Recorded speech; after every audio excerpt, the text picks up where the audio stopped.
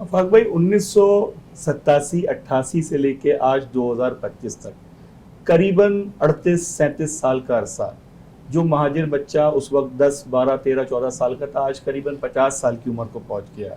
Muhajir हुकूक के नाम पे ये जद्दोजहद शुरू की गई, इसकी डाक बेल आपने भी डाली, पहला यूनिट लांदी में आपने भी खोला, APMSO को भी आपने परवान चढ़ाया। लेकिन आज का महाजिर बच्चा जो इस वक्त बुढ़ापे की हदूद में दाखिल हो चुका है, अपने मसाइल को जूं के तू देखता है, इसका जिम्मेदार कौन है? तारा साहब, एक बात मैं आपको समझाना चाहता हूँ, बल्कि आपके तवज्जो से, जाहिर है कि आप मीडिया के आदमी हैं, आप जो बात मैं आपसे कर रहा हूँ वो जाहिर है कि आपने आगे अपनी नशरियात में या जो आपका चैनल है उसके ज़रिए अपने आवाम तक पहुँचाना है। यही जाहिर है आपका प्रोफेशन है, तो उसका फ़ायदा उठा के मैं बताना चाहता हूँ,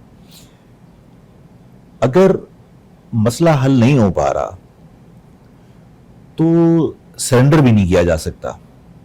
गलत को गलत कहना भी जहाद ही है। अगर मैं ये सोच करके मेरे बार बार कहने से गलत को हम नहीं रोक पा रहे या किसी ज्यादती को नहीं रोक पा रहे और हम ये कहें कि हमने 50 साल जद्दोजहद की लेकिन मसाइल वहीं के वहीं हैं, तो उन ज्यादतियों को मैंने इंसाफ का नाम तो नहीं दिया। मैंने हमेशा उन ज्यादतियों को ज्यादती कहा है। मैं अगर उन ज्यादतियों को ख़त्म नहीं कर सका तो मैं उस ज्यादतियों का हिस्सा नहीं बना खामोश रहकर। और हम सबको मायूसी का शिकार होने की बजाय जो नाइंसाफियाँ, जो ज्यादतियाँ हैं, मैं अगर उसको ताकत से नहीं रोक सकता तो कम से कम उसके खिलाफ मैं आवाज़ बुलंद करता रहूं, दुनिया को बताता रहूं कि ये गलत हो रहा है। मिसाल के तौर पर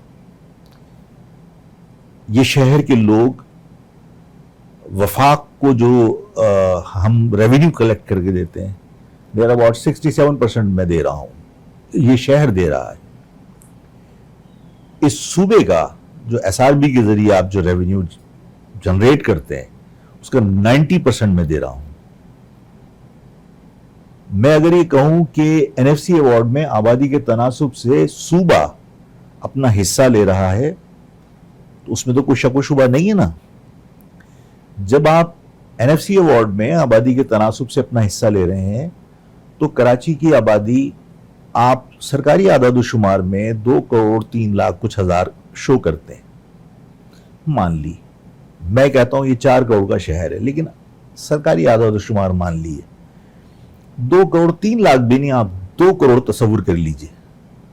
5.5 करोड़ सिंध की